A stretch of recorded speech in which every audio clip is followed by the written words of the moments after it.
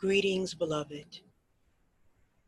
Welcome to Becoming a Warrior Empath, Mastering 10 Survival Strategies. I am Phoenix Love of A Healer's Haven, Holistic Health and Wellness Solution. Thank you for taking this journey with me today. The human energy field is vibrantly alive and aware. It is acutely sensitive and constantly adapting to both internal and external stimulation. As empaths, we are both vulnerable and strong. We are light beings. Everything is made of light. Everything is made of energy.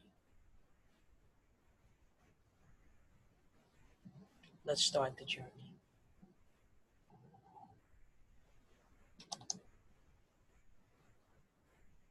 First, let me tell you who I am. I am a licensed clinical social worker, a trauma specialist, and mental health advocate who've been working in the field of mental health, social services, trauma, human behavior, and research for over 20 years. I'm a holistic health and spirituality coach, certified energy and vibrational sound healer. I'm also an award-winning author and poet with 3 books published to date. Writing has been a part of my healing journey and my way to express all of the feelings, the ups and downs of being an empath. So I feel blessed and honored to be able to share that with many and share how it has been a healing tool along my journey of being an empath. I'm also a transformational speaker, a certified trainer, and workshop facilitator.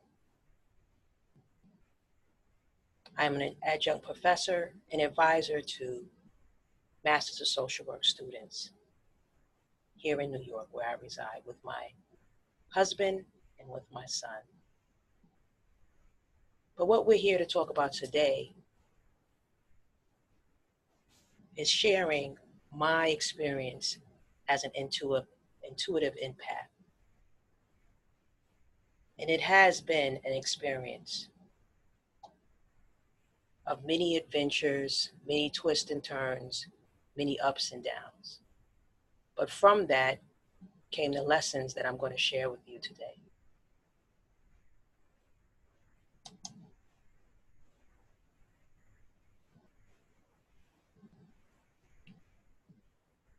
So one of the lessons that I've learned is that being an empath really is a superpower.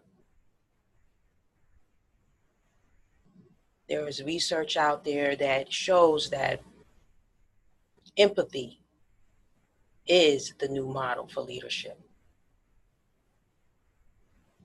It's a new paradigm of living and transforming lives. And this is important in both personal endeavors as well as in the workplace. Empaths can really lead the way of shifting this world's mindset from a path of destruction, violence, harsh ways of interacting with each other, and really to a path of restoration, hope, love, and peace that would help to usher in divine healing in this entire world. So what are our learning objectives for today? We're really going to look at 10 strategies so we can understand how to implement these different tools and resources to be able to move forward in this world, navigate in this world that can be often daunting, heavy, and challenging. But again, once you're equipped, you learn not only how to survive, but also to thrive and be prosperous. So, number one, we're going to look at identifying the traits, characteristics, and primary triggers for an empath. Then we're going to look at the different types of empaths and their unique gifts.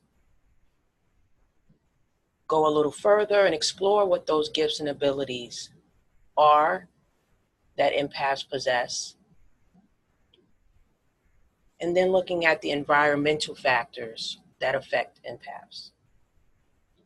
We're also going to discuss the best workplace and careers for empaths and decode and really unravel the types of relationships that are healthy versus unhealthy for empaths.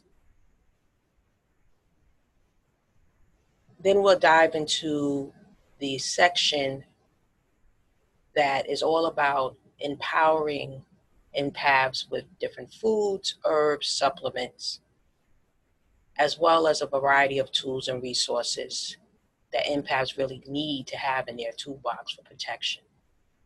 We'll discuss developing and practicing a daily regimen to strengthen and empower empaths. And then we'll close with some short, easy, guided meditations and visualization to really create a protective shield and help you to elevate your gifts.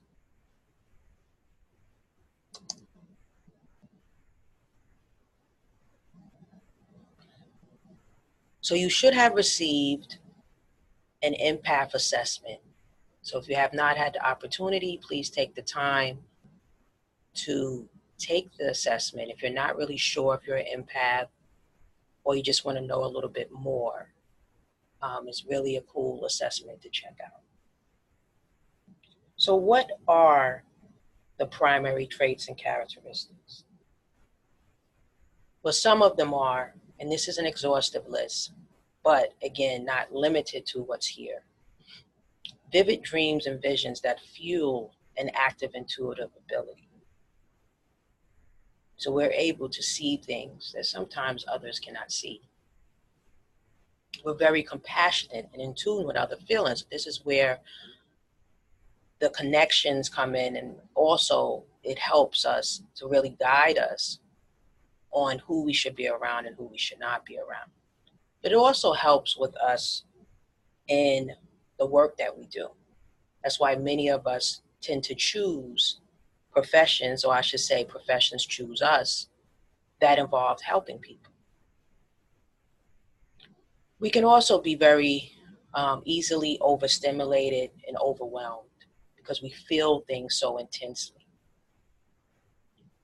We possess a special appreciation for the natural world. We just have a divine connection with nature and all of the divine's creations, from plants to animals, the solar system. And we really feel at home in nature. Relationally, however, we can also be challenged in expressing our needs and setting clear boundaries in relationships. So often, to protect ourselves, we can become very isolated or feel lonely. So this is something we have to be very careful at really establishing balance in our relationships, and even our relationship with ourselves, especially relationship with ourselves. We're more susceptible to sensory overload and emotional burnout. So again, this is where balance and self-care and self-love really comes in. And I'll talk more about that as we go deeper into the presentation. And I think one of the biggest telltale signs of being an empath, and from me working with empaths, what I hear a lot of feedback about is being able to distinguish your emotions from others.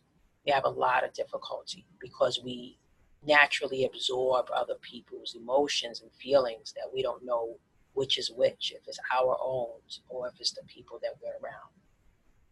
So what are some of the triggers that we need to be aware of? Large crowds, for obvious reasons, what I just spoke about. It's just sometimes it's too overwhelming and too overstimulating. Superficial conversations. We prefer to have more longer, deeper conversations. Not really a fan of small talk. I know I can totally relate to that. Loud noises. We tend to have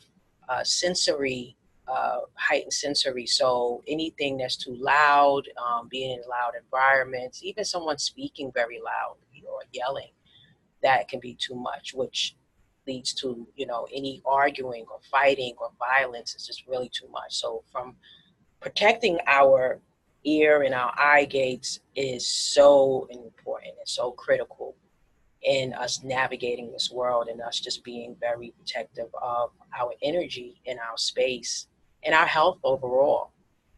So inauthentic people and energy vampires, which I'll speak about soon, we really try to stay away from, or we try to set really strong boundaries. Inauthentic people, we just can see right through them. So there tends to be a backlash that comes from that. And I'll speak more about that when I talk about our circle. Any type of foods that are not organic, or when I say organic, from the earth, that are natural foods, that has a lot of additives or dyes, fatty foods, fatty meats, starches, are usually not going to be good for our system, because we tend to have a lot of sensitivities as well as allergies to different types of, I want to say, non-foods. And we even have to be careful with even some of the what's considered healthy foods. Some fruits has a lot of sugar in it, so natural sugars, but it still may not be good for our system. And then the mixing of food, how much we eat, when we eat, those are all factors that I'll talk about later when I get to the food section. Any type of strong odors, strong smells, harsh chemicals, fabrics and textures. You even have to be careful about, the clothes you wear. Cotton is always great because again, it's natural. But any type of like itchy materials, wool. I know I cannot wear wool, or even some polyester or anything like that is not usually good for empaths, because again, our skin is very sensitive as well. And this is where extreme temperatures can also be a challenge. So depending where you live, in the world, where your climate may be more stabilized. Where I live in New York, we used to have seasons. I'm not really sure what we have now, but it can be very cold here. I mean, recently we had what they call it like Arctic vortex type of temperatures that was below zero. And yeah, I didn't leave the house because extreme temperatures is can be too much. So if it's too hot or too cold, like it was here recently, that can be too much, and that can also impact us as empaths. So we have to be careful, and make sure if we have to go out in the cold that we are layered up. But also when it's very warm, just make sure we're staying hydrated. Traffic, sitting in traffic. Again, being a New Yorker, we are no stranger to traffic, and that also can be overstimulating for us. Anything that is a restrictive situations, this is where the traffic comes in, because you're sitting, you're stuck, you really can't move around, you're in a car, you're in a small, kind of cluttered environment.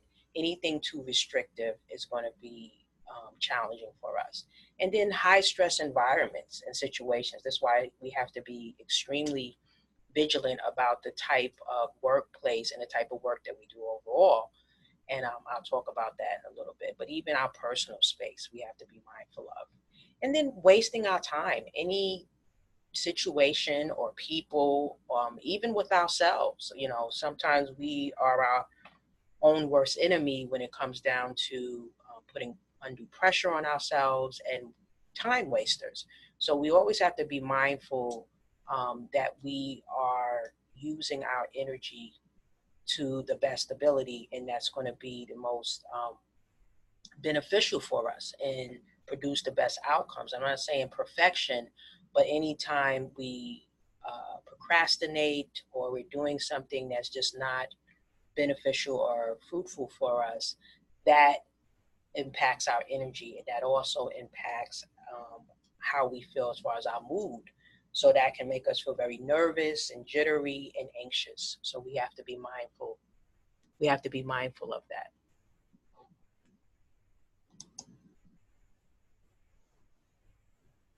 So, what type of empath are you?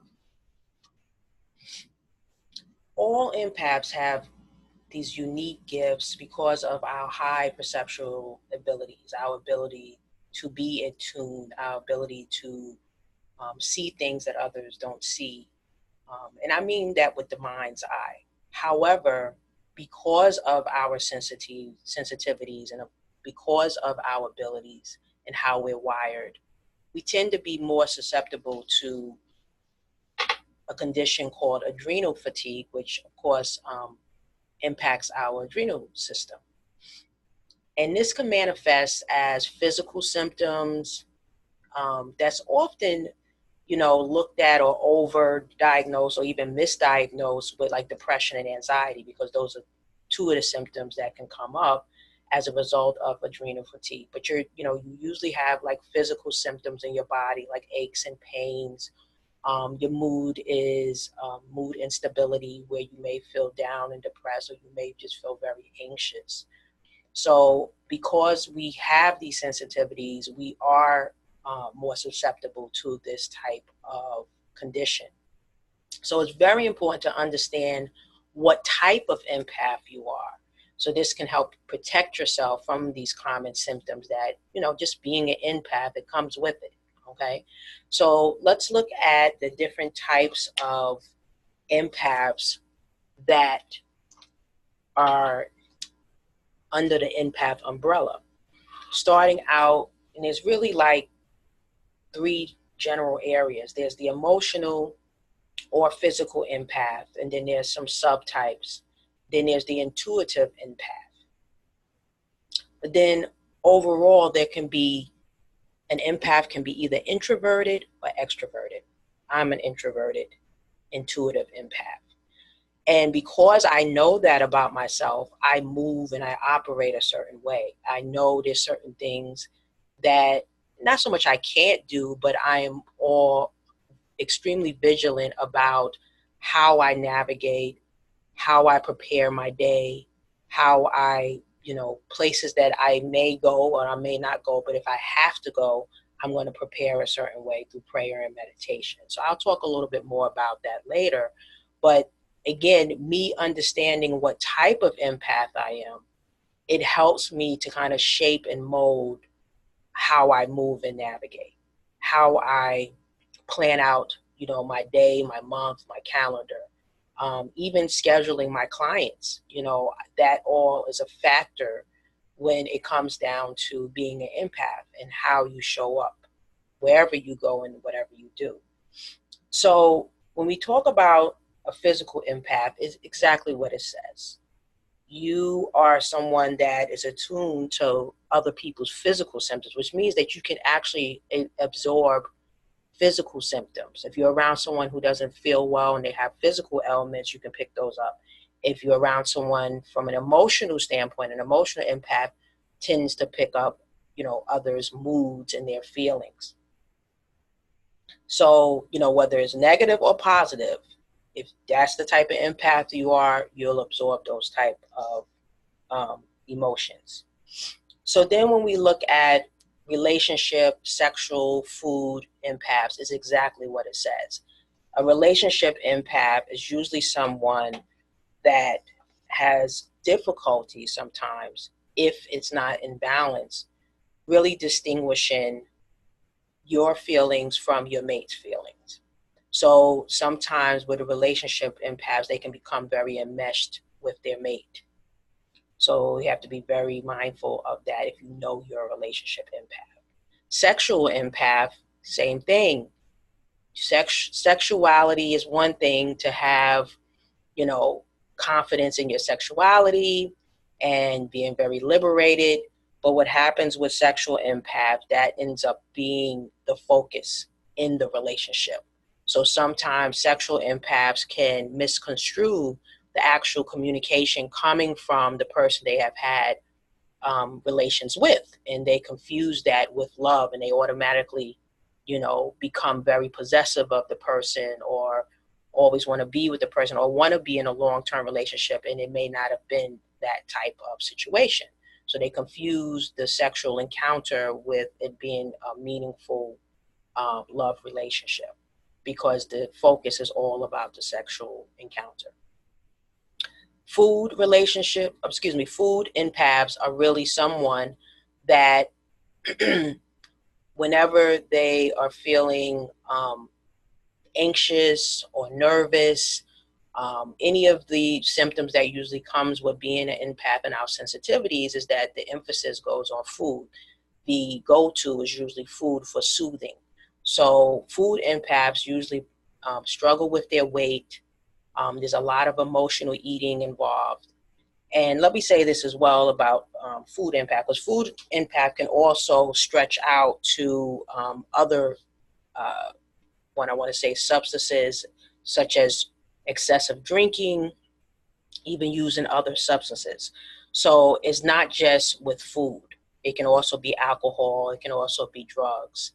So when you know that this is the type of empath you are, you tend to gravitate to these different types of ways of soothing and patting yourself so that you don't feel as much. So this is where the weight gain comes in. This is where the self-medicating can come in with the alcohol or the drugs. So I have to be very mindful and careful if you know that you are this type of empath. And then intuitive empaths, there are several, as you see, and they're exactly what they say. This is intuitive empath is really someone that has the ability to connect with the different types of plants. You have some kind of special connection with plants. You're more attuned to the earth if you're an earth empath. So you can be someone that can feel the changes in our solar system, in the planet, with the weather. If you are an animal empath, then you can have the ability to be able to communicate with animals. Mediumship is usually someone that has access to spirits on the other side. So this is where a lot of intuitive empaths that have the mediumship subtype are psychic mediums, or sometimes they become prophets, seers. And then you have dream empaths, are really avid dreamers, and they can receive intuitive information from dreams that helps others and guides them in their own lives. Telepathic empaths are really the ones that can receive intuitive information in present time. So they're able to tell you things that are going on right now in the here and now. And then you have precognitive empaths, and this is someone that have premonitions about the future. So again, this can be someone that they call, like, a fortune teller, or again, psychic abilities. So as you see, there's several different, but it's really about someone that has heightened intuition, telepathy, and they're able to see far into the future, or they're able to see things clearly through the mind's eye that you can't see with the natural eye. So it's truly a gift. And then you have, like I said, either the introverted or the extroverted. And extroverted empaths, because it sounds like an oxymoron, but it's not. There are people that have the empathic abilities and characteristics, but they are just more outgoing. They don't get as drained as introverts.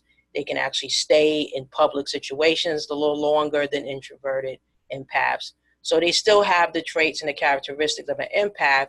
It's just that they have socially, they're just more adept, and their abilities to be able to maintain contact socially is just extended.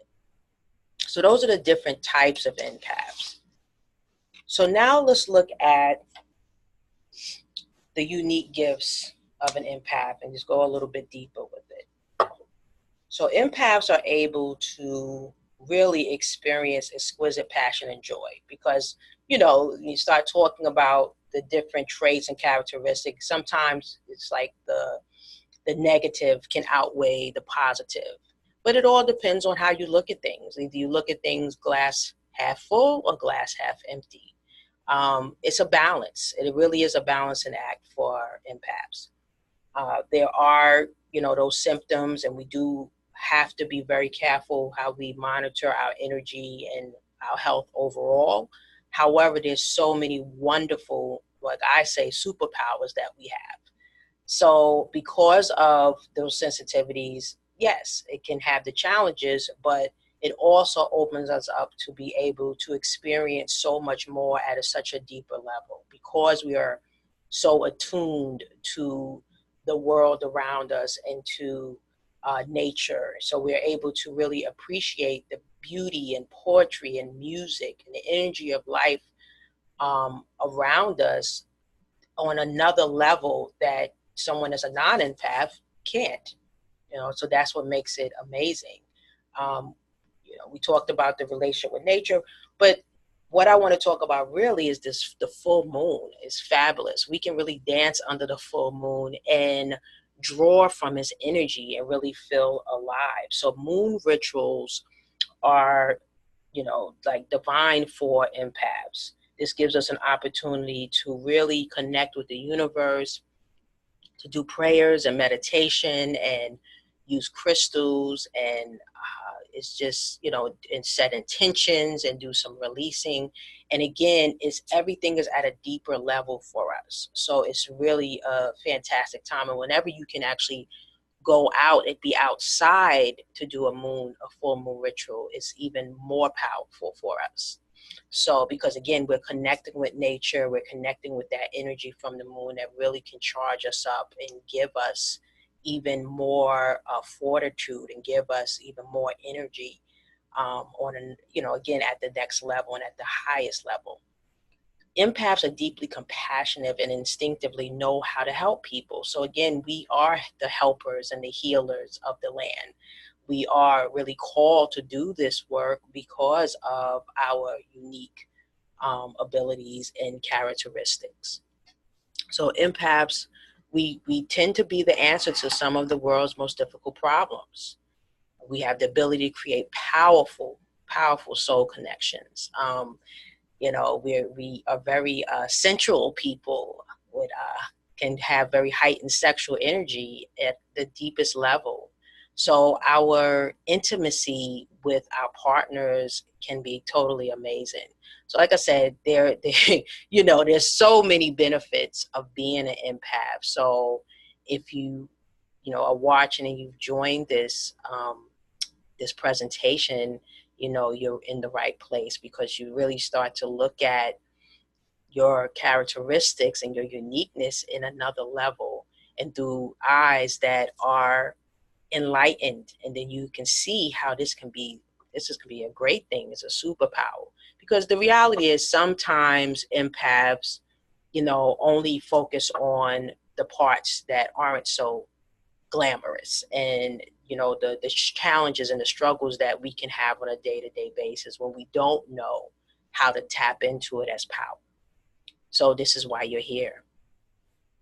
So empaths intuitively know how to heal yourself and others. So we spoke about that.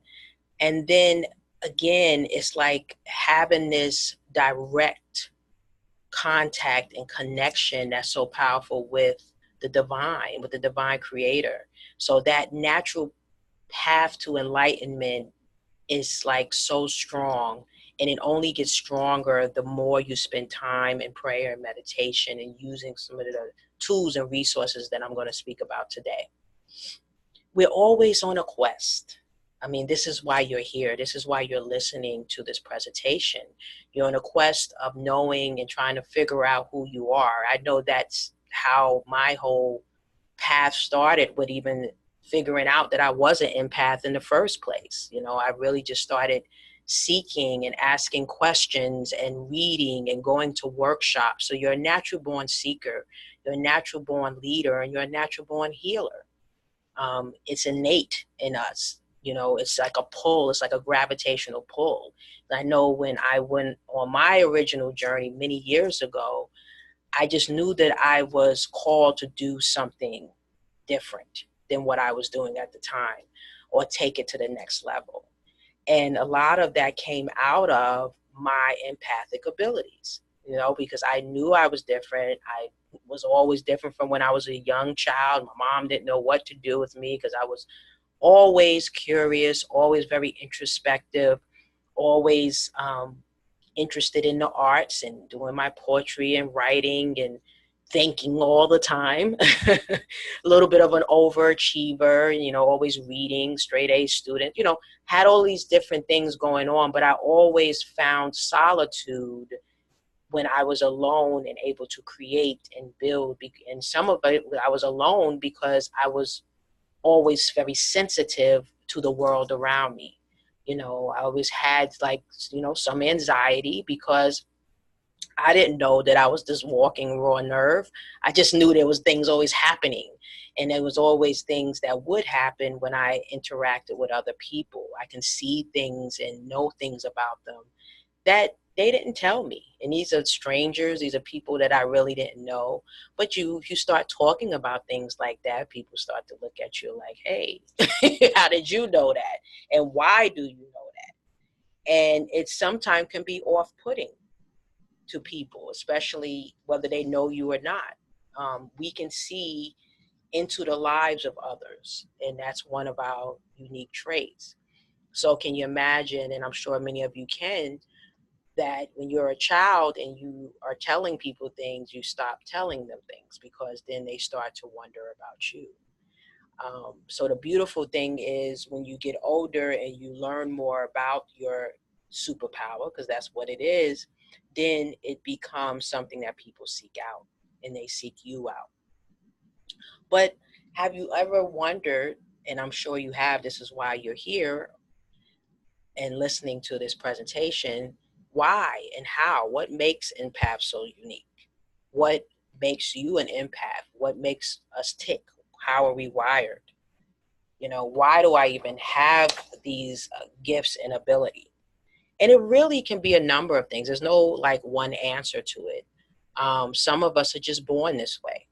You know, we just were born with these um, heightened senses, these neurons that are always fired up, and it gives us the ability to be able to feel, to see, all of our senses to be at another level. But some of it also comes out of childhood challenges like neglect or abuse or some kind of trauma, sexual trauma. And, you know, however it came about, this is who you are now. And so now is the time to say, okay, how do I shape and mold this? But what is the science behind it? Well, one of the things is there's something called a mirror neuron. And we tend to have a hyper responsive mirror neuron. So, mirror neuron, the best example of that is if someone smiles at you and then you smile back. So, we're basically mirroring what we see in another person and they're mirroring what they see in us. So we have very hyper responsive mirror neurons. So this is why sometimes people are, how's the best way I could say it? They're repelled or they get upset with us because we are able to take it to the next level and not just mirror, say if they're smiling or they're feeling, but we actually can be a reflection of the parts of them that they feel nobody can see. In other words, their mask is off to us because we can see beyond. We can see what's really in the mirror. So them looking at us is like looking at themselves, their true self, the honest self, the authentic self, not the one that they're presenting to the world. And from that, with that issue, is that's where you sometimes may get a lot of resistance from people and they become angry and they kind of push back. And it can be, you know, very off-putting because you're like, well, what happened? But that is why, because of the hyper responsive mirror neurons that we are naturally wired with. And then the second thing is the electromagnetic fields. We all have these electromagnetic fields, our aura. And with us, though, again, everything is at another level, is heightened. So we are able to transmit people's thoughts and emotions. So we absorb it, we're able to transmit it.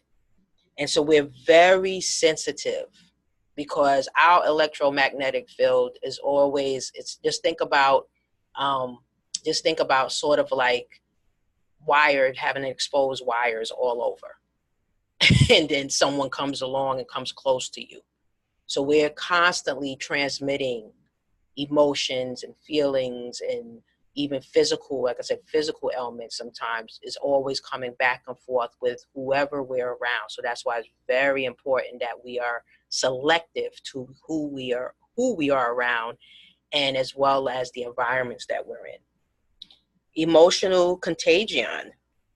And this again is an extension of what I was talking about. There's actually research out that we have the ability to synchronize moods with others. Now, that's a good thing when we're in a relationship and this is someone we care about, because then we're in sync with them, as long as, they're respectful and there's boundaries in place. But again, we know the opposite of that, because we have this emotional contagion that happens, that we also can pick up people's negative feelings. And then we have this increased dopamine sensitivity. And I look at this as a good thing, because dopamine, this is the feel-good neurotransmitter, the feel-good hormone in our bodies. And it doesn't take a lot for us, especially introverted empaths. It doesn't take a lot for us to feel good and feel happy. And this is why we can spend a lot of time alone, and it's okay for us, because we have this increased dopamine sensitivity. So it doesn't take much for us to feel happy and to feel good and feel positive. Whereas extrovert, they need the energy from others. They need external energy in order to feel happy. So again, I feel it's again a superpower, and it's wonderful. And then the last one, and this is another one I think is amazing, is the synesthesia. And this is really where we have the ability, it's like a mirror touch neurological condition where two different senses are paired together. So in other words, we can see color. We can also see the colors in, like if music is playing, we can see the music. So it's pairing two senses together, and where it is extremely beneficial because, for example, I have a number of clients that are also empaths, and many times when I'm doing the sound healing with them, they see colors based off of the sound, based off of what they're hearing. And I know for myself, and I've played different instruments. I wish I would have stuck with one. But, this is, I'm sure, was part of the path of leading me to becoming a vibrational sound healing and using all of my sound healing tunes, not only just for the healing aspect, but just for the beautiful music. Because, again, as an empath, we can feel it on a deeper level, but I've always been able to see the music. I can see the tunes. I feel music on a very, very deep level. So this is where the synesthesia comes in, and it's such a powerful, powerful gift that we have. But it also is sort of the groundwork of why and how we are wired as empaths and why we have these wonderful superpowers. So let's look at environmental factors. When making a decision about where we're going to go, who we're going to socialize with, traveling, where we're going to live, there's a whole other layer of environmental factors that would affect us adversely versus someone who's not an empath. So, again, when I mentioned earlier some of the triggers, these are the things we have to think about when we're going somewhere, or we're going to live somewhere, or we're going to work somewhere, because we have these sensitivities to noise and lighting, and smells, chemicals, emissions. So put it this way, an empath working in construction, that might be a problem, or an empath working, I don't know, being a sanitation worker, that might be a problem. Someplace that has a lot of chemicals and pollution, even working in hospitals, because many empaths end up, of course, being a helping profession, a nurse or some kind of technician in a hospital. So we even have to be mindful when we're working in the helping profession, helping people, especially in some place like a hospital or some kind of facility where there's maybe a lot of chemicals used for like cleaning and things of that nature, or even the noises or even the lighting that may be used in certain facilities. I know I've worked pretty much most of my career because I worked in the psychiatric mental health field. So I was in a lot of psychiatric facilities very, early on in my career, and then later on as an administrator. So lighting was sometimes an issue because of the type of lighting that they had in these facilities, and certainly some of the chemicals and things that they were using to clean. So I, again, would have to plan out my day and know how to navigate around certain things because of these sensitivities. But we also have to think about and factor in the amount of people that are going to be in a certain space and the types of stimuli in general, from color to the sounds to movement, clutter. Again, we are always going to be looking for the least restrictive space that's going to be, most therapeutic for us. And, nature, of course, spending time in nature. Like, I love to go hiking. Hiking is my therapy. And of course, I wish I can go more than I have the opportunity to, but that's because the mountains, I breathe better. I breathe, I breathe much better. My airways are open, just being and connecting with the trees and the sun. So anytime we can spend time in nature, it's energizing for us, it's therapeutic for us. Traveling can be overwhelming. Crowded airports, public transportation. We always have to be aware of the sensory overload when we're in public places. So again, planning, preparing for travel, giving yourself enough time, leaving early, even how you pack. I recently took a trip, and I made sure I didn't have a whole bunch of bags, because sometimes I don't feel like checking my bags, but sometimes, check your bags. If you know that fumbling around and having too many bags is going to be overwhelming for you or overstimulating, then check your bags. But I usually, if it's a quick trip, like I took, it was like a weekend trip, I just had like a garment bag, and then I had one little roller. And that was it. And it worked for me. So you have to know what works for you, what doesn't.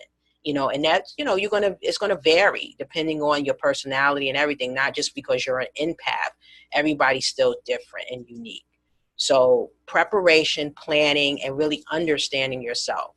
The main thing about all of this is really taking the time out to study yourself, know what works for you as an individual, and not let anyone dictate or change or, tell you that you're being too sensitive and any of those type of judgments. You be the judge. You are the author, or you have the control over your life.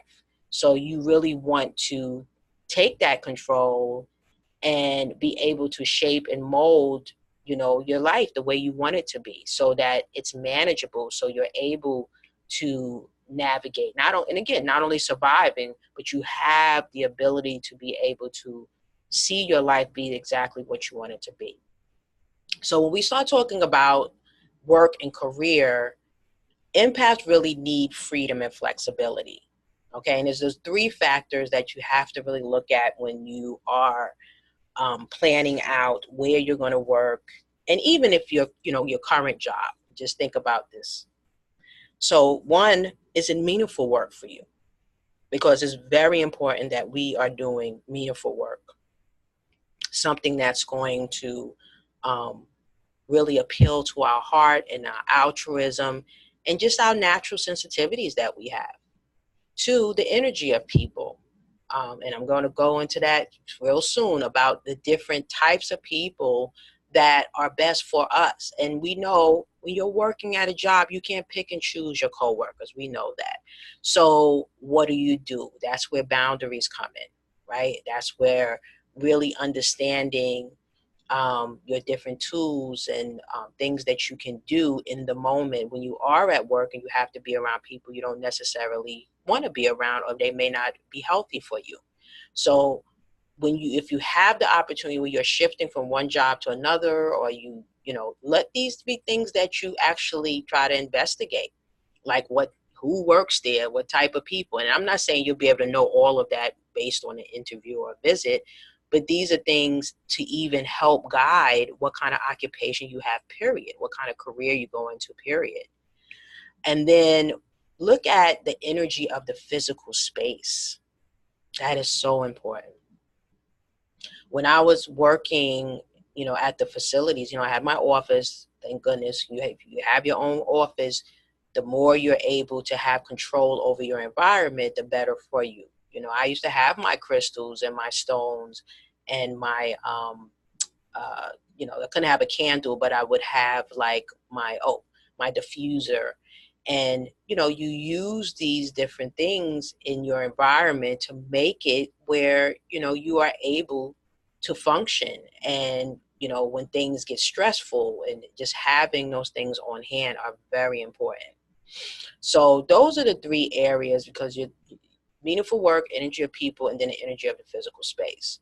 So let's look at real quick, what are the occupations to avoid? Let's start there. So we know right off the bat for empaths, sales, that may be a challenge. Retail, anything that involves a constant contact with people, that may be too much.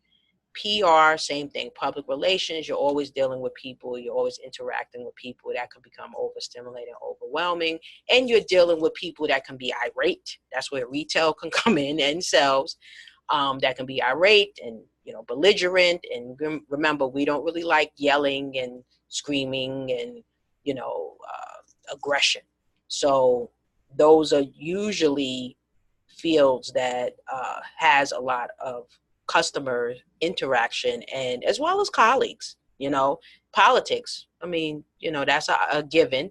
If we just look at our current state of affairs in the world of politics.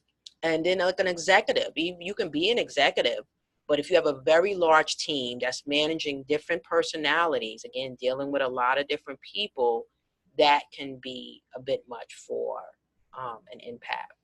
Trial attorney, I think that, for obvious reasons. And then mainstream corporate. I started out in corporate. I started out in the private sector. I was a marketing executive for a number of years. And, I had my challenges. I mean, I was young, I was in my 20s, so I was able to manage, but I ultimately knew that it wasn't for me. And I think a lot of it at the time, I didn't know that I was an empath, but I think most of it was because of my empathic characteristics and traits. Because mainstream corporate is very cutthroat. It's very, shark, get eaten, you the little fish, whatever, however you want to label it. But it just was a lot of pressure, deadlines, and that could be in any field, but corporate just has a certain kind of culture and energy to it that was not a good match.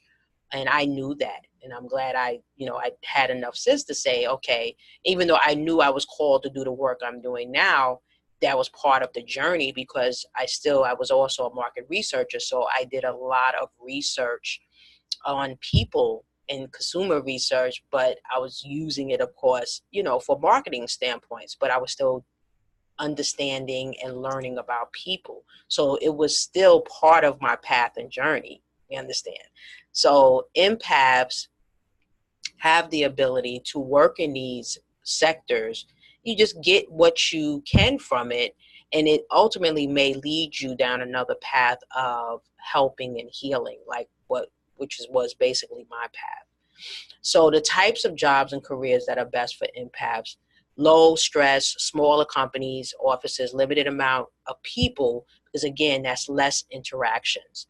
any type of entrepreneurship, working from home, writers, editors, artists, graphic designers, freelancing. Pretty much a lot of my clients fall in this category because, again, it's best for us, as most supportive type of work and careers for us. And it's just the most, I guess, the most health giving. That's the best way to say it. Independent contractors, again, all of these professions give us the flexibility. And important, whether you're working, for yourself and you're dealing with contractors, or you're dealing with your clients and customers, or you're working for a company, you must set firm, clear boundaries. That's what's key, especially when you're working for a company. We can absorb the energy, we can absorb the emotions. So we have to have boundaries that are very clear and very firm. Can't stress that enough. Okay. So who can be in your circle? We know a little bit about what makes us work, what makes us tick, what the triggers are. So what are the best types of people to be in our circle? So we want someone, of course, we all want someone that is healthy, loving, and when I say healthy, that they have a strong sense of self and emotional well-being. So they are in a space to be able to be loving and be an advocate and a supporter for us. And what does that look like? It's important to know what it looks like. Practicing affirming, positive communication. They're our cheerleaders. They're always, cheering on our wins. And they're there for us for, our different successes. They're there for us whether we're going through something and we're having a bad day. We know that we can rely on these people. They're dependable. They're present. They're respectful of our boundaries and our time. So they understand that we need our time and our space to recharge. And they don't take offense to it. Non-judgmental, open-minded. And we know there's not going to be one person that's all of these things. But these are, at least if you have the characteristics, you have the criteria that sort of like a checklist, so that you know how to really build your circle.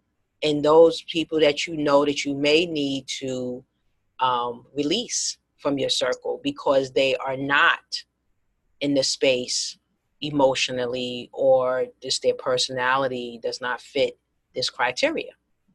So you want someone that is genuine, that's authentic.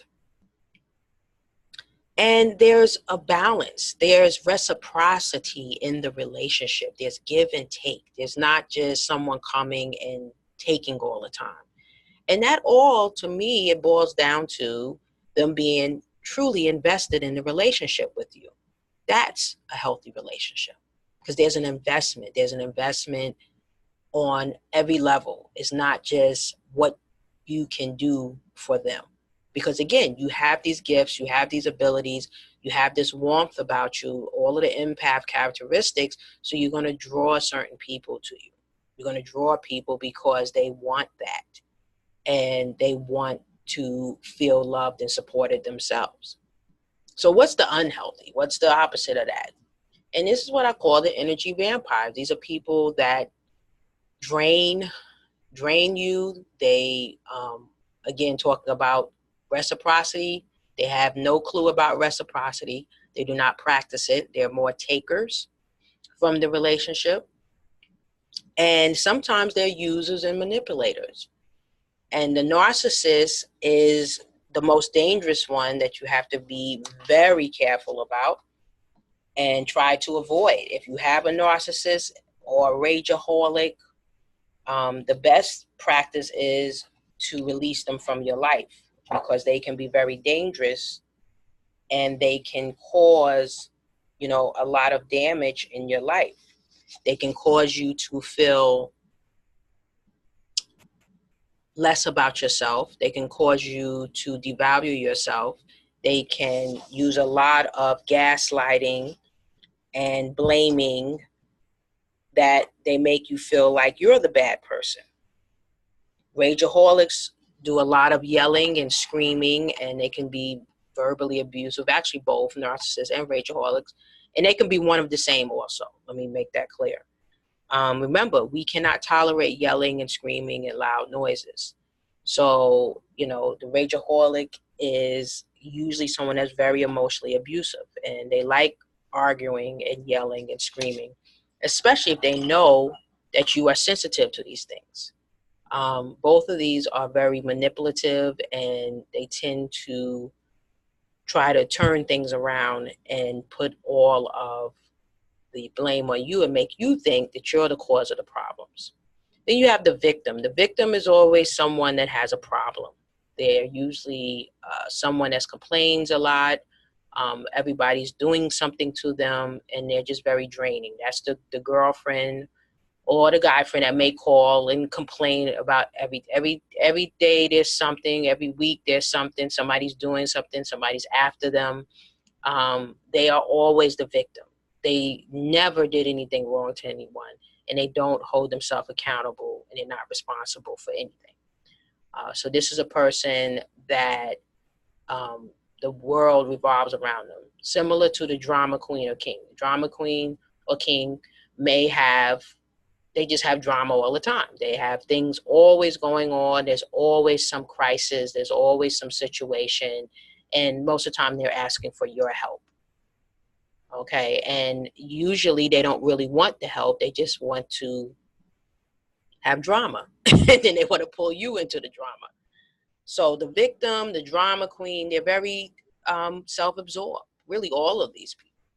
All of these types of people, these types of personalities are self-absorbed, and it's really always about them. So how can they be supportive of you? How can they be respectful of your boundaries and your time if they always have a crisis, or if they're always the victim, or they always need you to do something to fix a problem that they've created?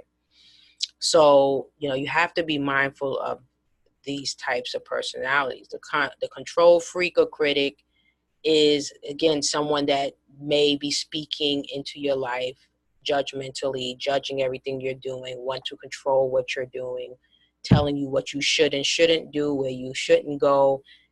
Again, as an adult, you definitely shouldn't have anyone basically dictating things in your life, because especially as an empath, you know what's best. You are the expert on you. So no one else should be dictating what you should and shouldn't do, because they don't know.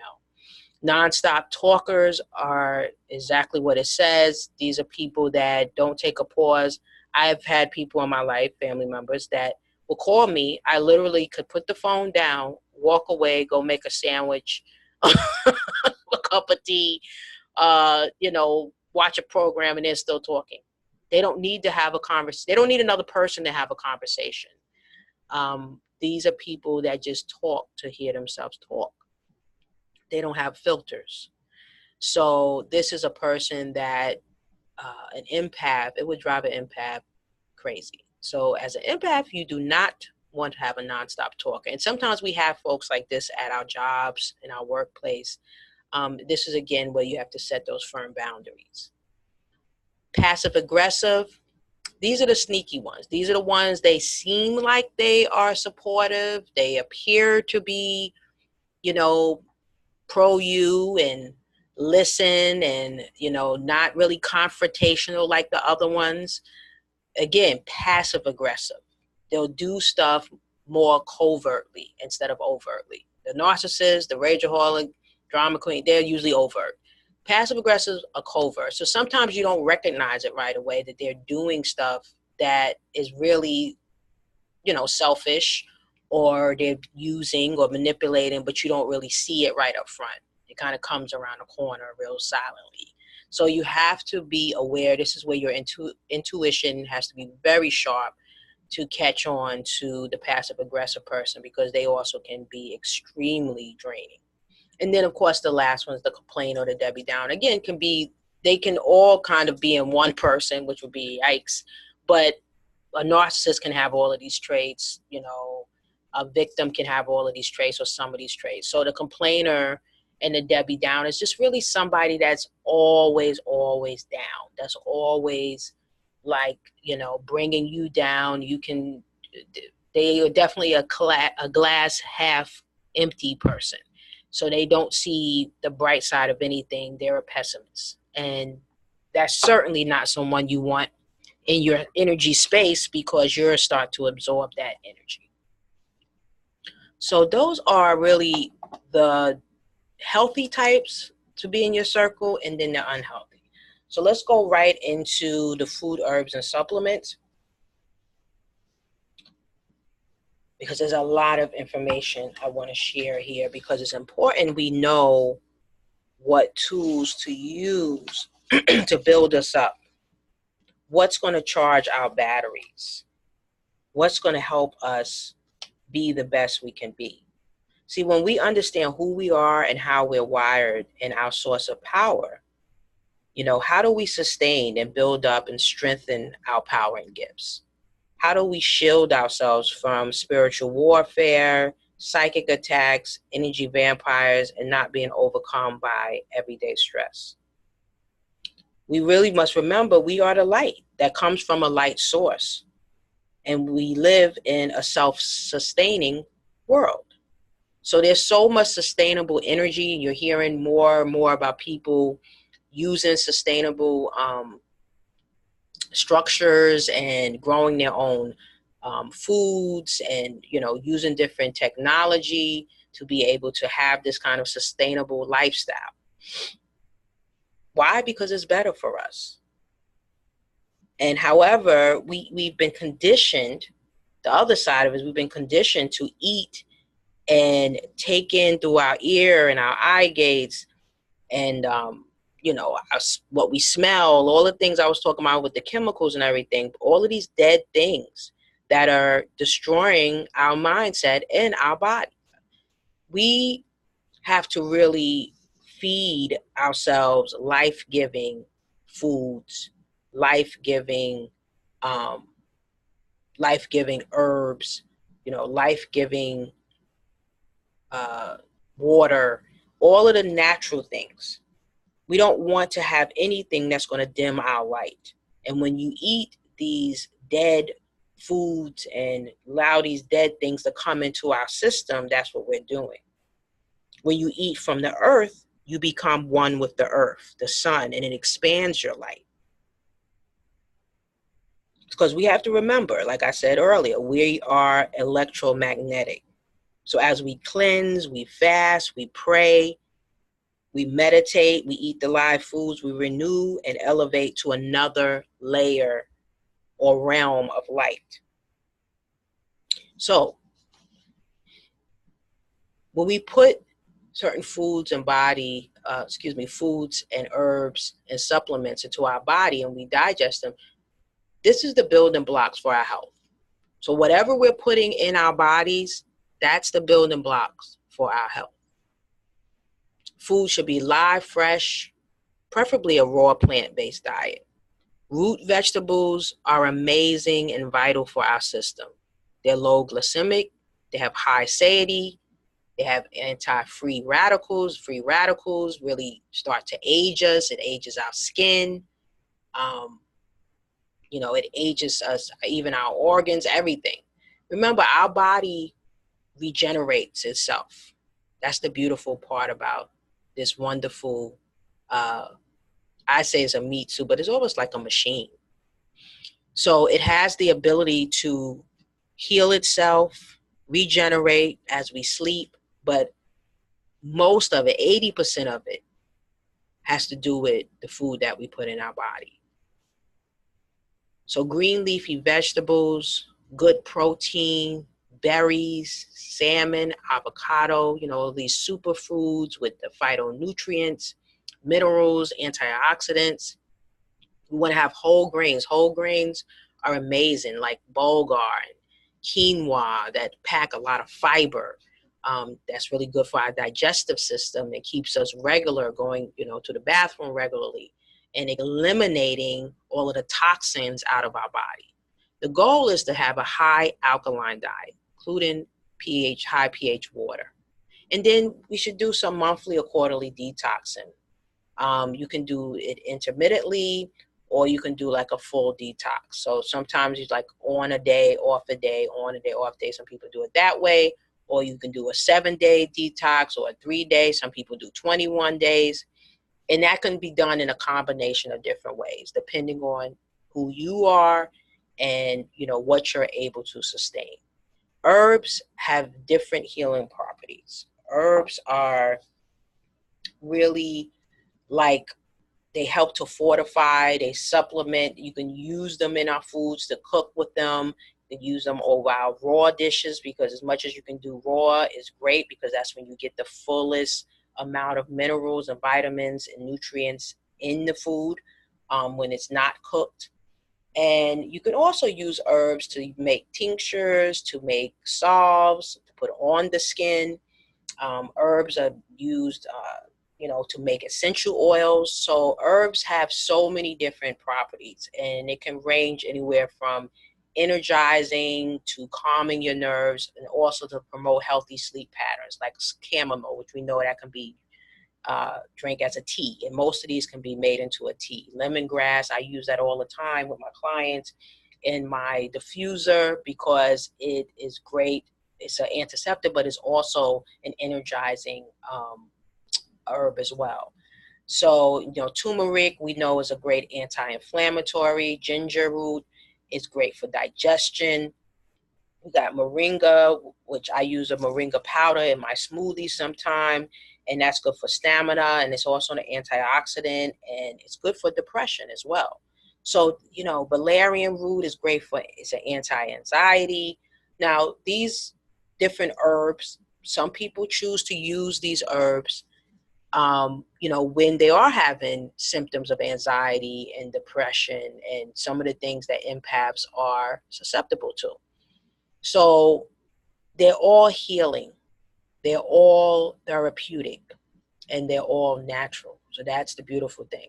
But like with anything else, you always check with your doctor just to make sure, especially if you are on some kind of medication. It's not, no way in any way that I'm saying, let me make this disclaimer, to replace any of these, let it to replace any medication you're taking.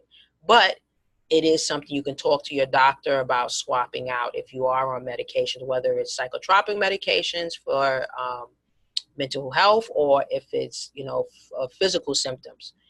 Always check with your doctor first. Supplements that help improve cognitive ability, lower stress levels, stabilize the nervous system. All of our Bs, our B vitamins, are great.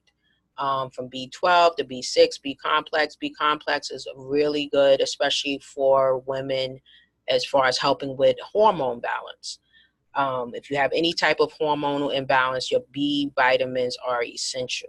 Along with the rest, you got vitamin D and C, which is, we know, is good for our skin as well as our metabolism, promoting healthy blood flow. Omega-3, 6, 9, again, is great for the immune system, for eye health, skin health. Magnesium is great for our nervous system. Valerian root, again, is really good for anxiety, nervousness, anxiety. Cell Power is a liquid supplement that I take pretty much daily, and it's really good. Like, it's like a pH balance itself. So you can drop something in your water. Say if you just didn't have any high pH water, and you want to alkalinize it, you can actually drop some Cell Power in, and it will do that. Oregano oil is great for upper respiratory, really opening up the lungs. And if you have a cold or anything going on with sinuses, it's really good for that, because it's like an antiseptic. It's also have some antimicrobial properties. Black seed oil is really good for balancing your blood sugar. So especially if you're like diabetic, or you have any type of hormone imbalance, black seed oil is powerful for that. And it's just really good. All of these are good for your immune system. So let's go to,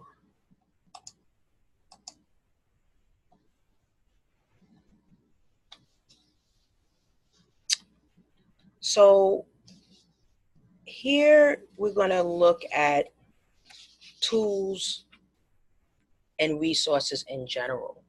And I spoke a little bit about some essential oils, but let's go a little deeper with the essential oils, just because they are a wonderful tool to use, especially for if we are having any types of challenges, and just on a day-to-day to use in our baths, to use in our diffusers, just to help with some of the symptoms that we may feel on a day-to-day basis.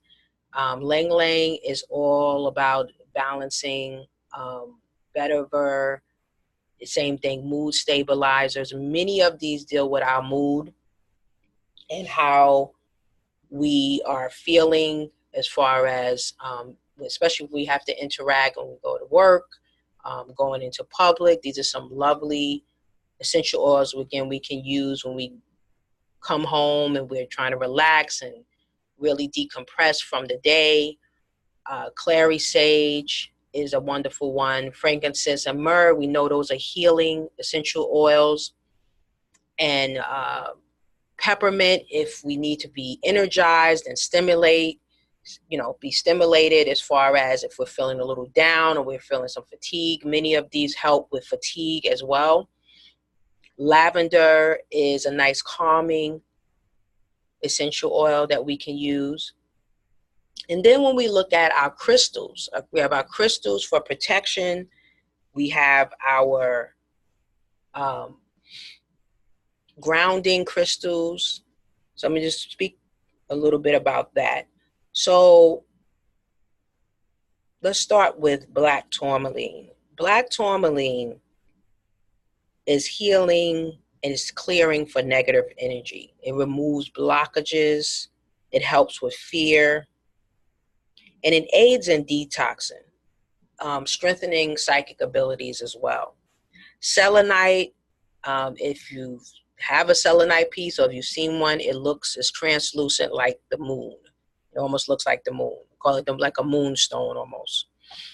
And it helps with free radicals, it's protective, and it's really connected to our crown chakra. Tiger's eye is a grounding stone. This helps with the adrenal fatigue because it's associated with the adrenal glands. It's a protective stone, and it can also help with intuition. Labradorite is also helpful for intuition. Any type of, mental sharpness. It stabilizes the aura, and it enhances the flow of energy between the chakras. So I actually have my labradorite on right now. Turquoise is really great for communication, and it is also great for if you have to travel. So it's like a protective safety type of gemstone. So turquoise is very powerful in that. And amethyst is an all healing stone. So it's really good to wear. Crystal quartz is an all healing stone as well. Sodalite is great for communication and clarity and calming to any type of oversensitivities. We look at color therapy. Again, going back to when I spoke about the clothing, we always want to have on clothing that has a soft fabric, and hopefully as much as possible, wear bright clothing. With the exception of if you need to have some grounding going on, and you're feeling very anxious and you need to draw more grounding energy to you, then like a dark red or an orange, like a rust brown, that's when that's good. Because, again, anything grounding, anything that's the color of the earth or closest to like what they call earth tones, is really good. But then you can also just wear like gemstone jewelry that are colorful and have protective properties. Sound healing, which I spoke a little bit about before, is definitely a resource and a tool for empaths, using sound bowls, chimes, any type of therapeutic music, drumming, going to drumming circles and sessions are very, very helpful. Gongs, solfeggio tones are amazing, and it really speaks to the different hertz. And I believe it's like 537 hertz is the connection to divinity. It's like at the highest realm. And so you can look up all of the different tones. You can use YouTube, just look it up on the internet, and it'll give, more information about the solfeggio tones. But I know I use it on YouTube because it's very healing as like a backdrop when you're meditating and you're doing your own personal meditation. And they have different tones and different levels of waves and different hertz that all can, one, tie into healing your chakras and aligning your chakras, but also it speaks directly to the brain waves. So it's amazing, and it's very powerful to use for protecting our aura and protecting us overall as empaths because of our sensitivities. And then smudging, you can use sage or Palo Santo sticks, and that's smudging yourself. And I recommend smudging yourself daily, especially once you come in from interacting with people and interacting with the public.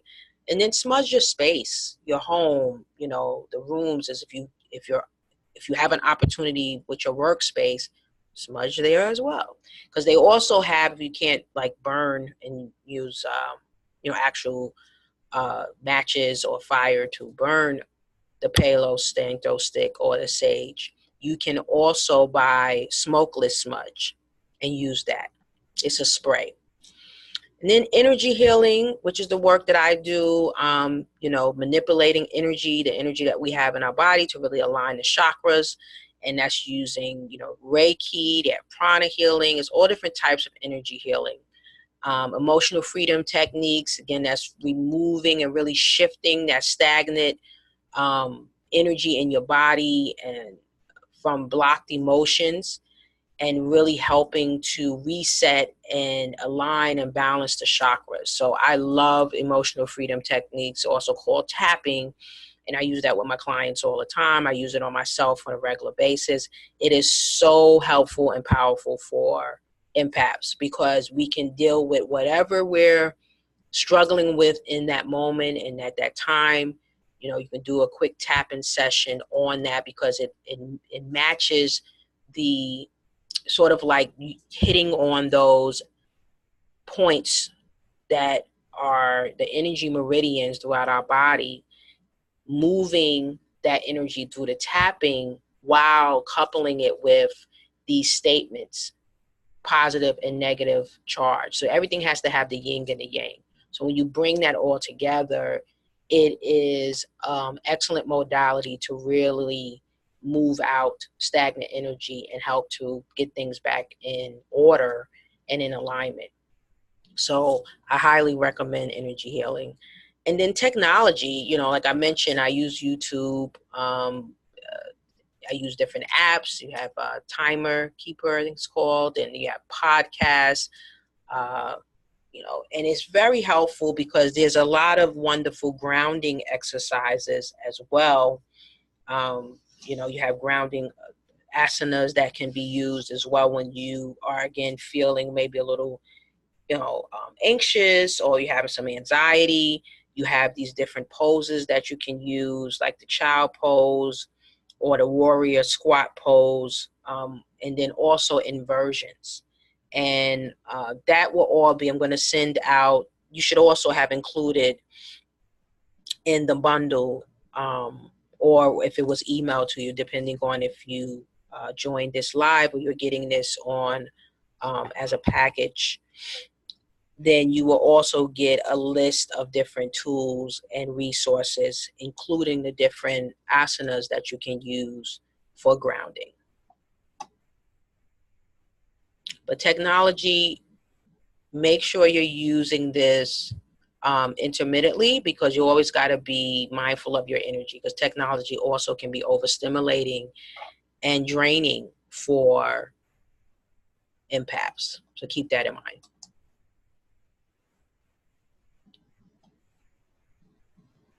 So some of this we already spoke about, so I am just going to, quickly touch on the daily practices that you can use. And I just mentioned the grounding asanas. This is like daily practice. These are things that I use with my clients. I recommend to them that you start your day, because remember, how you start your day is going to dictate the whole day.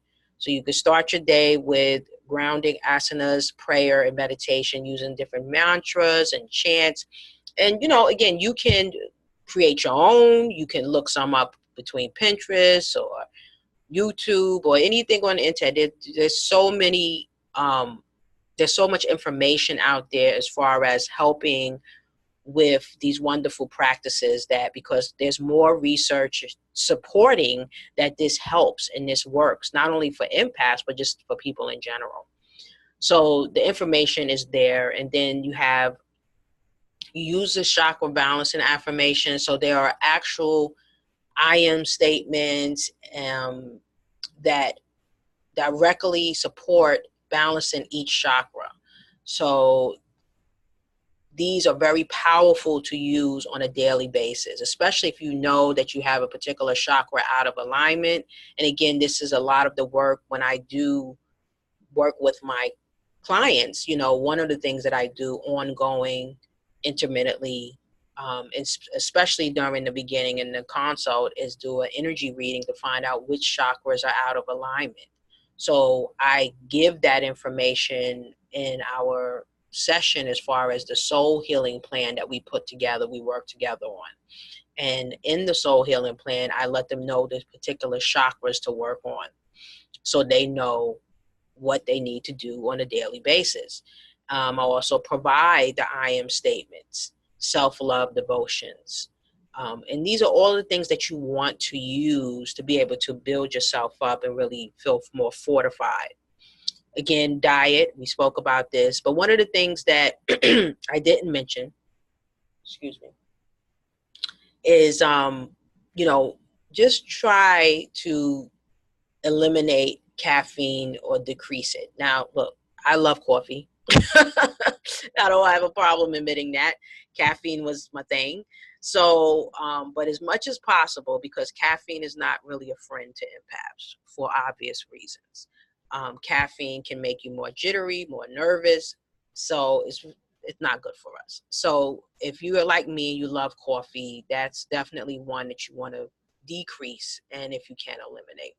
Drink hot lemon water in the morning. Hot lemon water, one lemon is actually, it's a cleansing and a clearing type of fruit, as we know.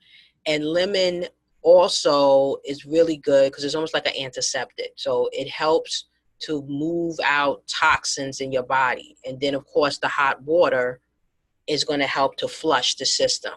So if you can do that first thing in the morning, and it's really good. It's almost like a liquid aura cleanse, because it also helps to clear our aura. So any toxin, whether it's on our aura, which is our electromagnetic field that we have around us, our 8th chakra, and it helps to move digestion. It helps to really regulate and help to move out whatever meal we had the day before and really flush out those toxins. So it helps with elimination as well. Be aware of your triggers, a lot of breathing and releasing, and also the aura clearing with your smudging, which I spoke about, especially in the evening. Salt baths, if you have hypertension, do not use salt. Use oils and the herbs only. Or you can do like a shower meditation, which can be very cleansing and therapeutic and just relaxing and wonderful. You can add some eucalyptus to the shower.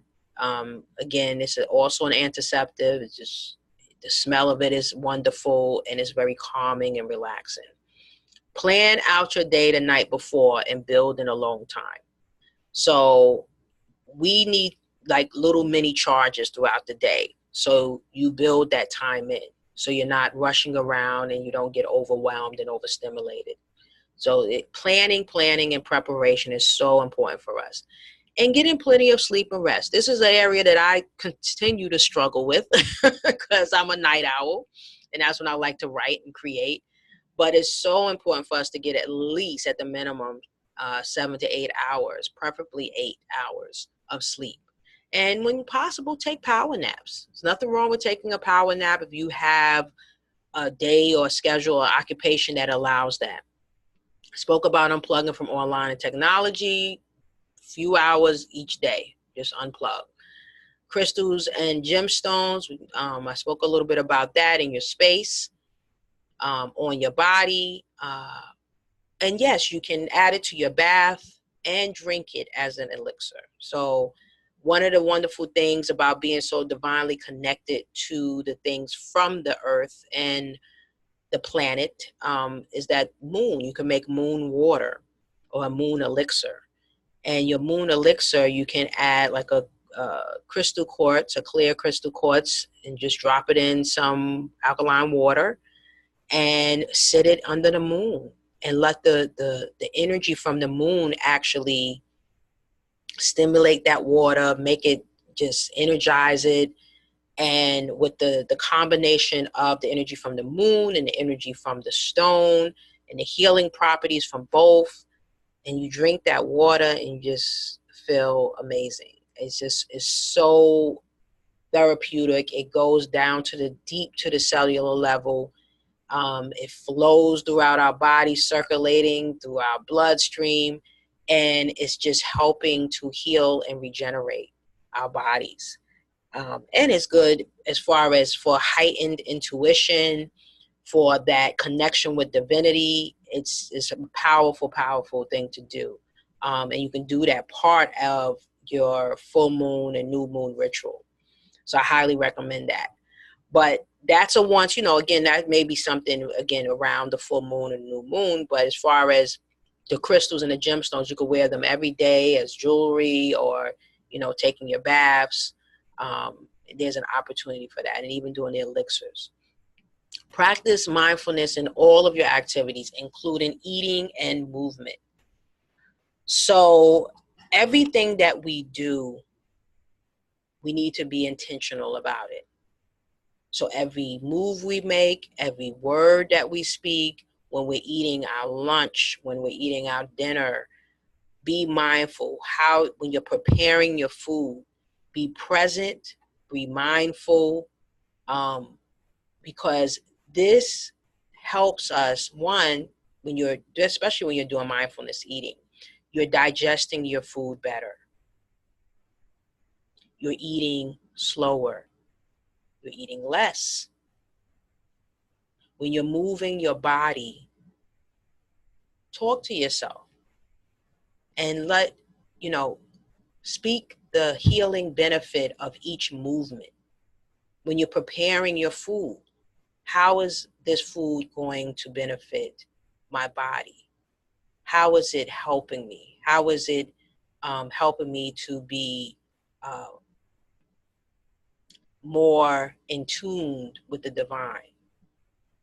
So maybe it's just posing a question on how everything that you do is beneficial for you from a health standpoint, for far as achieving your goals and your purpose. That's practicing mindfulness in all of your activities.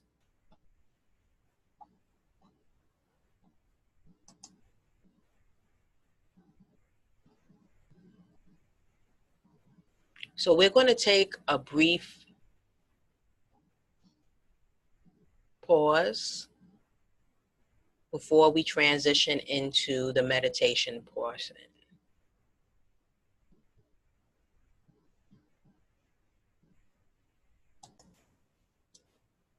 Okay, welcome back. We are now going to go into the Warrior Empath Guided Meditation and Visualization. So at this time, please get into a comfortable position, either seated on the floor in a lotus position with your hands resting on both of your knees. Or you can just sit in a chair like I'm sitting with your back straight and your shoulders relaxed, and just allow all of your extremities to be relaxed. Make sure your legs are not crossed if you are sitting in a chair. And just close your eyes. Close your eyes.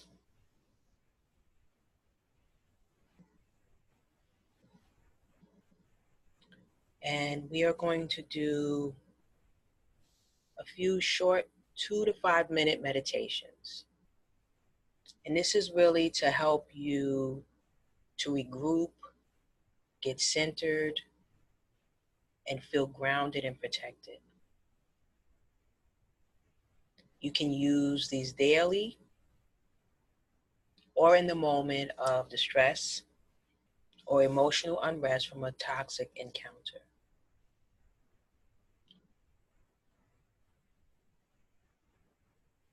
So the first thing I want you to do is to take in 3 deep cleansing breaths. So you're going to inhale through your nose and then exhale out your mouth.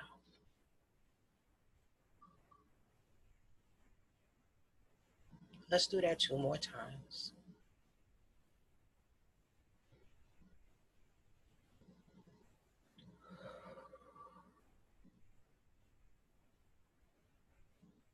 And once you're done with the deep cleansing breath, you can just breathe normal and just be aware of your breathing with your eyes closed and your body relaxed.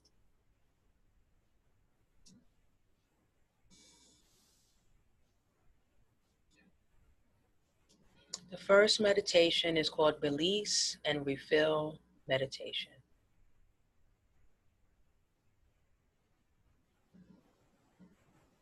So you're going to set an intention.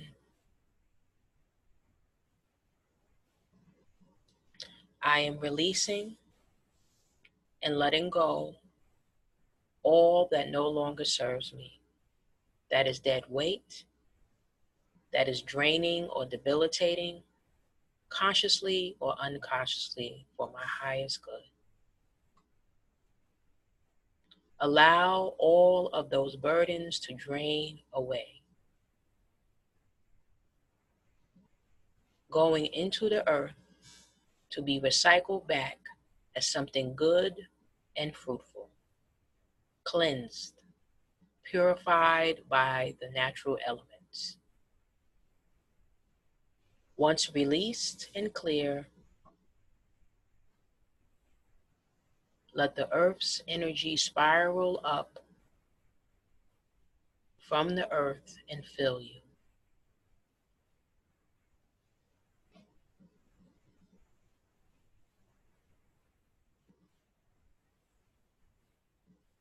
Let cosmic energy spiral from the sky through your crown and fill you.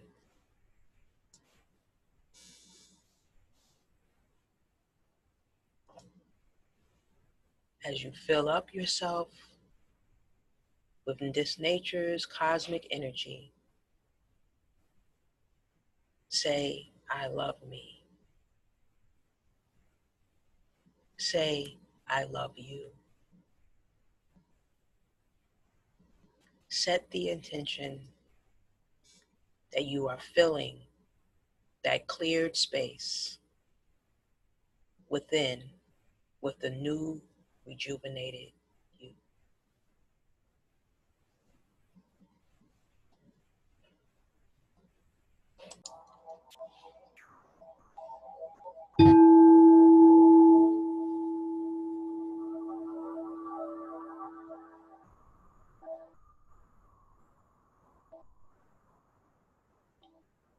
Continue to keep your eyes closed and remain in a relaxed position. Our next meditation is called Bubble of Light. Before venturing out into the world each day, and you have to deal with all of the external stimuli in the world. Visualize that you surround yourself in a bubble of light, vibrant, neon green, bold, and beautiful. Add some glitter. Glitter is reflective. And imagine negativity bouncing off the boldness of the green and the brilliance of the glitter. Sit inside the bubble for a moment and draw from its bold and beautiful brilliance that repels negativity and darkness. So it is.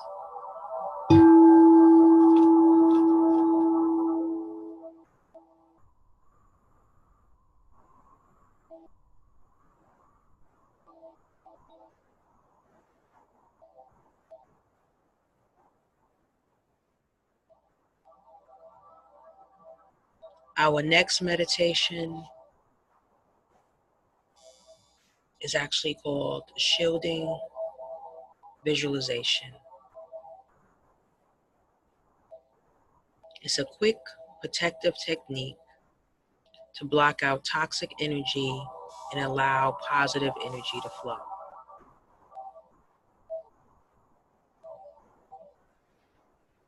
When you need to use this, find a quiet and protected space.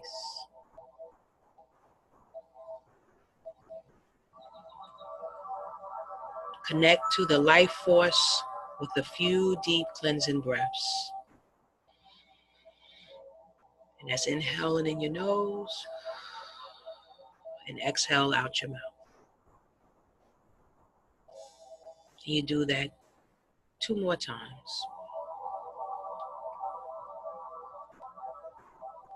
With each deep breath, let your thoughts drift like clouds in the sky.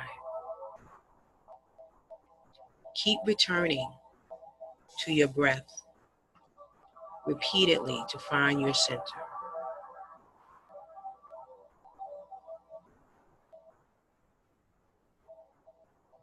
Allow the breath to surge through your body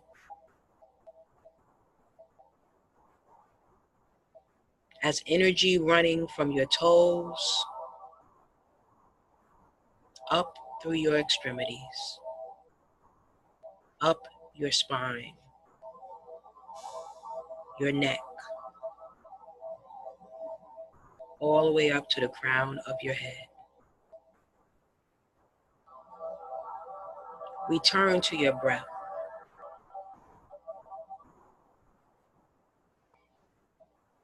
Be aware of the rhythm of your breathing. Visualize a beautiful, brilliant shield of white and purple light that surrounds your body completely, extending out from your body about 1 inch.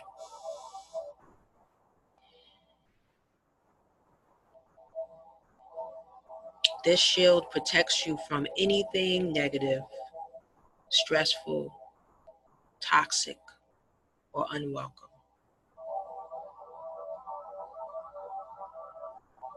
Within the protection of the shield, feel yourself centered, happy, and energized.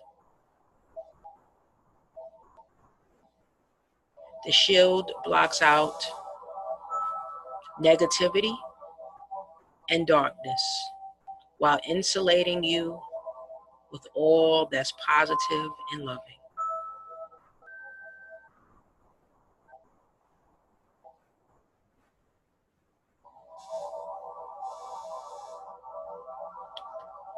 You can use this shield at the moment you feel you're absorbing someone else's energy,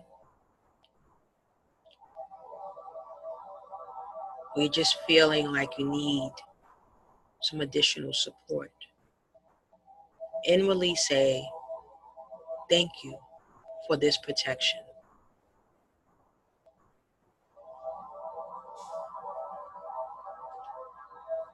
And then take a long, deep breath in.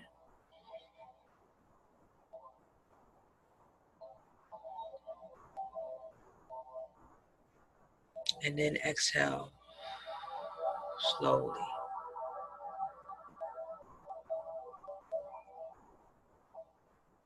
And just be in your body completely at peace, knowing you're completely protected.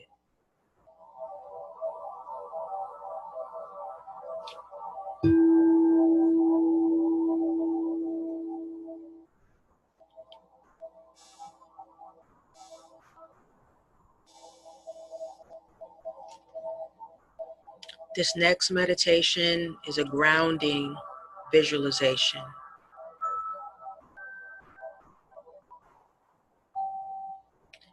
This visualization, because it's grounding, is best done in the lotus position, seated on the floor in the lotus position. But if you cannot do that, again, you can just sit in the chair with all of your extremities, your neck, your back, your arms, your legs, your toes, everything relaxed. If you're seated in a chair, feet apart, not crossed. And this is really a visualization when you need to decompress. Maybe after a trying day in the evening, you really need to decompress and recharge and return to your center.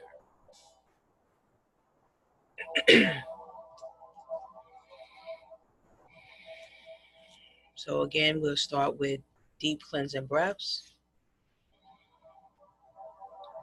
And you do 3 of those.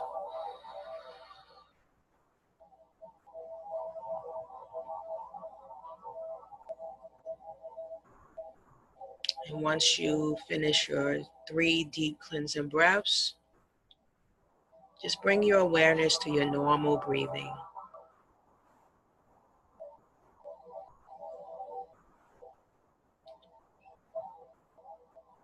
Let your thoughts drift. No attachment to anything. Just be. Just be still. Focus on your breath. Focus on your breathing. Feel the stress leave your body as you connect to a sense of serenity. Go within.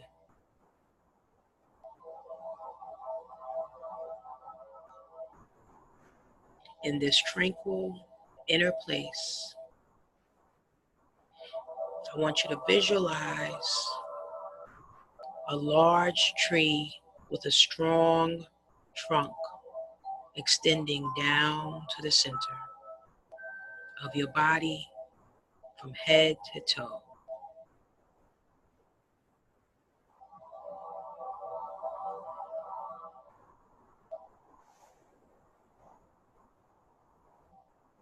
Take a few moments to feel its power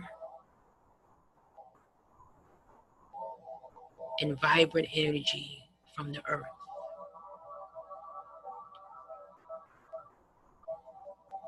from the Creator. Then visualize the tree's roots growing from the bottom of your feet rooting down in the ground, making their way deeper and deeper to create a wonderful feeling of being solid and firm. Let the roots anchor you into Mother's Earth, stabilizing and centering you.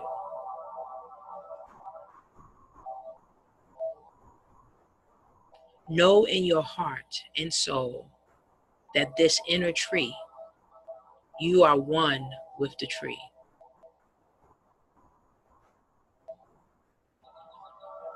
You are divinely connected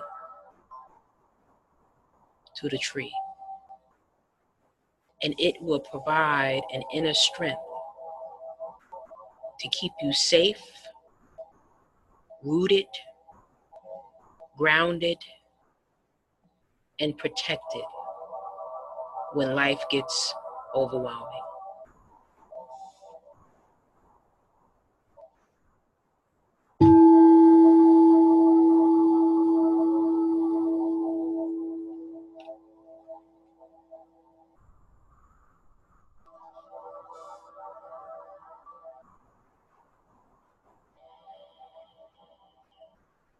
Our next meditation is a 3-minute heart meditation. The beautiful thing about this meditation, it can be practiced anywhere to get you out of an emotional or physical distress. It can be used as an immediate relief from a toxic situation. It can be used in the moment.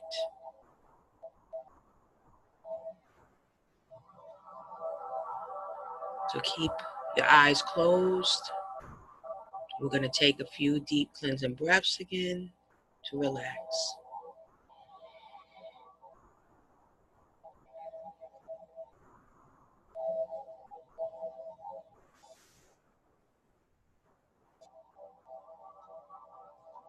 And once you've completed your deep cleansing breaths,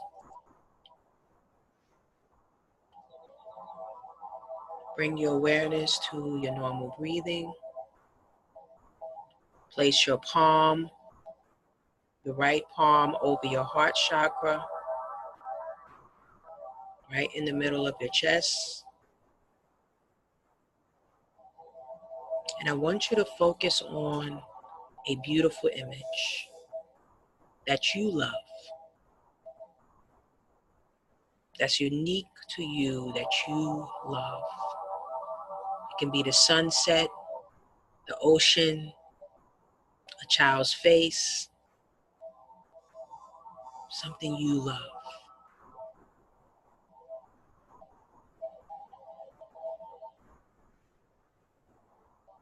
I have my image. And hold that image in your mind's eye. Feel the love building in your heart and throughout your body. Let this loving feeling soothe you. Toxic energy leaves your body when you become purified with love. You are love. Meditate on loving kindness in your heart and feel the energy clear away stress.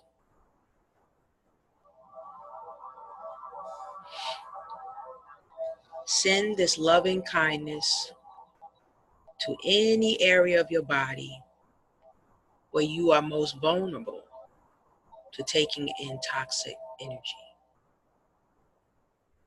That may manifest as a physical pain or even a physical illness.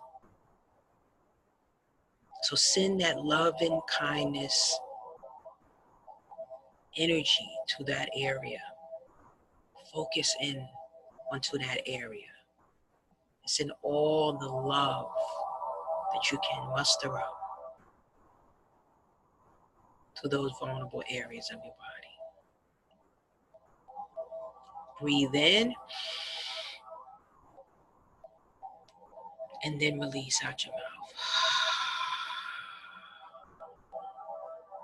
Let's do that 3 times. Breathe in and then release. One more time.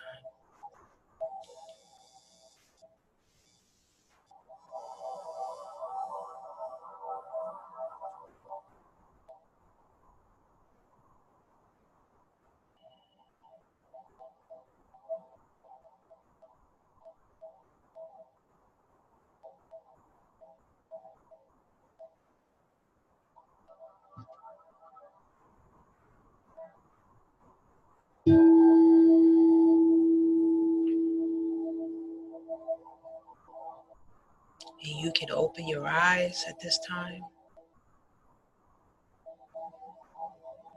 So the wonderful thing about the 3-minute heart meditation is that it can be done as a quick meditative burst throughout the day, whenever you need it, and it can be done right there in the moment. Because as empaths, we need to have those moment-to-moment tools that we can use right away. We must realize as empaths, we are part of a revolution, a countercultural revolution. This is why we experience resistance and the pushback from others, and why our supercharged mirror neurons give us the ability to reflect back the true essence of others without the mask. And this is what I was speaking about earlier. We see them as they really are. And you know, most people don't want to reveal what's under their mask. So this is often frightening for others. So you get sometimes that defensiveness or that aggressiveness. But don't be dismayed. It is a new day of reckoning. It's a new day of truth. It's a new day of authenticity. We are change agents, unique energetic spirits, spirit beings created for this time to help heal the land. We are the warriors of light in a world that has tremendous suffering and darkness with pockets of joy. We are agents of truth sent to add to the joy and bring more love and peace. So honor your uniqueness, your sensitivities of being a warrior empath. Show up, be you, shine your light, and shine it bright. Ashe.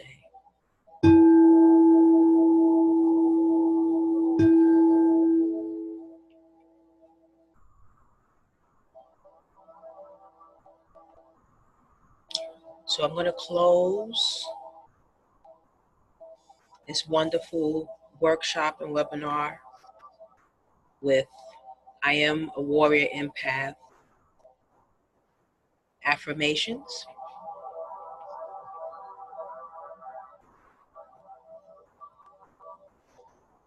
And just so that you can say it with me, I'm going to allow you to see the screen with the words so we can say it together, which is more powerful.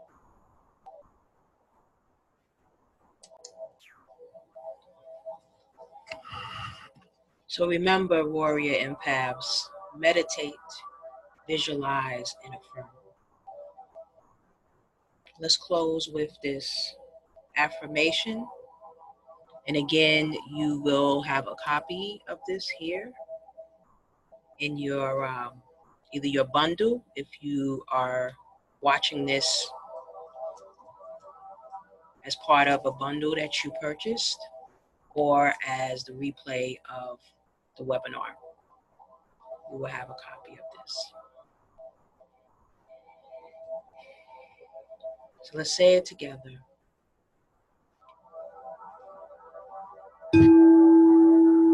I am a warrior empath.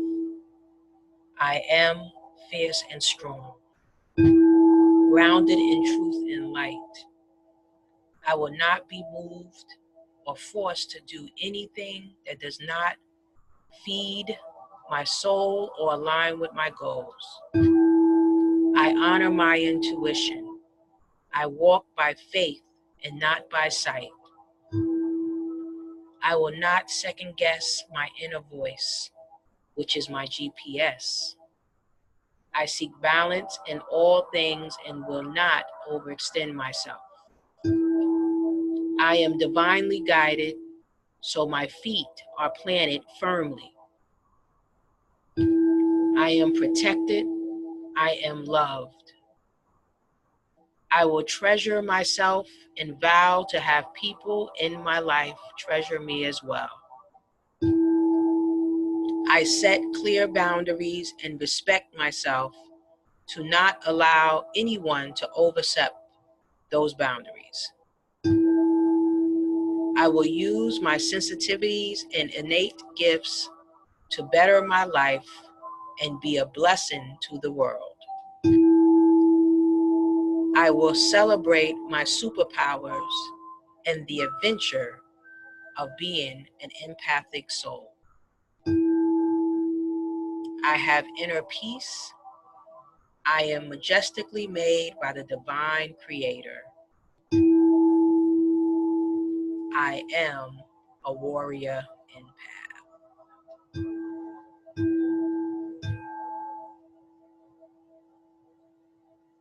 I say. I want to thank you for going on this journey with me.